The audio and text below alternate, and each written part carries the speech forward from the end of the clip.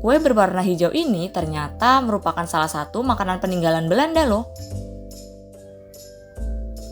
Hai kids, siapa yang tahu kalau kuliner khas Nusantara mendapat pengaruh dari budaya lain?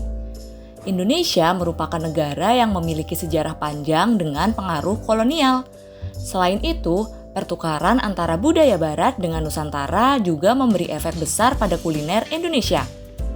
Sehingga nggak sedikit makanan yang sering kita temui mendapat pengaruh dari negara Belanda. Apa saja makanan tersebut? Yuk kita cari tahu. Selat Solo. Selat Solo merupakan makanan Indonesia yang terinspirasi dari beefsteak atau kuliner khas Belanda. Kalau beefsteak memiliki saus kental dengan kentang sebagai sumber karbohidratnya, kuliner khas Surakarta ini terdiri dari bistik dengan kuah manis encer, ditambah kentang, telur, dan wortel. Perkedel. Perkedel sering menjadi lauk saat kita makan soto hingga nasi tumpeng.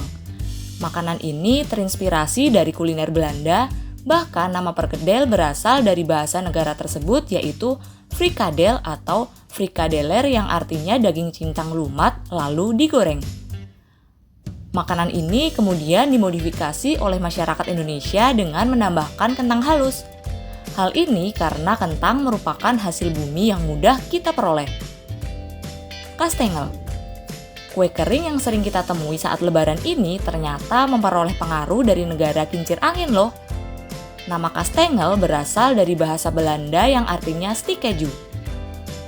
Tapi bentuk kastengel asli Belanda sedikit berbeda dengan yang biasa kita makan karena perbedaan selera. Sebelum kita lanjut videonya, jangan lupa klik tombol subscribe dan tombol loncengnya ya. Semur. Hidangan lezat ini ternyata merupakan salah satu makanan peninggalan Belanda. Nama semur berasal dari bahasa Belanda yaitu smoor atau smoeren yang artinya rebusan. Makanan ini terinspirasi dari kuliner haci dari Belanda. Klappertaart. Makanan penutup khas Manado ini merupakan camilan yang mendapat pengaruh Belanda. Klappertaart biasanya terbuat dari terigu, susu, gula, dan potongan daging kelapa muda. Makanan ini punya cita rasa yang manis dan gurih sehingga banyak yang menyukainya. Lapis legit. Lapis legit atau spekkoek merupakan kue basah yang sering menjadi sajian dalam jamuan khas Belanda. Masyarakat Indonesia kemudian menambahkan rempah tambahan seperti kayu manis dan cengkeh. Spekkoek berasal dari kata spek yang artinya lemak babi dan koek artinya kue. Meskipun begitu, makanan ini nggak menggunakan lemak babi sama sekali. Dadar gulung. Dadar gulung merupakan jajanan khas berbahan dasar tepung terigu dengan isian parutan kelapa dan gula merah. Kue berwarna hijau ini ternyata merupakan salah satu makanan peninggalan Belanda loh. Kroket. Kroket merupakan makanan Indonesia yang mendapat pengaruh Belanda. Hidangan ini berbentuk bulat lonjong dan berisi daging. Rasa makanan ini asin dan gurih, serta mudah kita temukan di penjual kue basah. Nastar.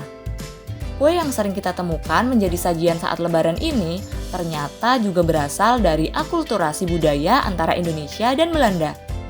Nastar berasal dari kata ananastart yang artinya kue nanas. Kue favorit banyak orang ini dikembangkan dan disesuaikan dengan selera orang Indonesia. Nah, kids, itulah beberapa makanan yang dipengaruhi Belanda berdasarkan berbagai sumber. Siapa nih yang pernah mencobanya? Komen di bawah ya.